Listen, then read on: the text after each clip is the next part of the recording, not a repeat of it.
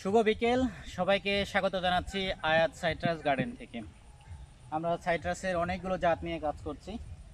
তার মধ্যে আমার ম্যান্ডারিনের ক্ষেত্রে যে জাতটি আমার বিশেষ ভালো লেগেছে সেটি হচ্ছে অ্যাফ্রোয়ার ম্যান্ডারিন। এই যে দেখুন, আমরা এই রুটে সবগুলো অ্যাফ্রোয়ার ম্যান্ডারিন উন্নত রুটে কাজ করছি।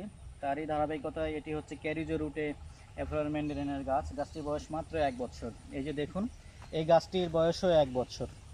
আর এইটা হচ্ছে আপনার জিয়াং রুটে অ্যাফ্রোয়ার ম্যান্ডারিন। আমরা মাটিতে লাগিয়ে এটা পরীক্ষাধীন অবস্থায় রাখছি, দেখি যে এই রুটটি আমাদের এই সয়েলে কেমন হয় এবং এর ফলন কেমন হয়। আর মজার বিষয়, এই যে দেখুন এটি হচ্ছে সেই অ্যাফ্রোয়ার ম্যান্ডারিন।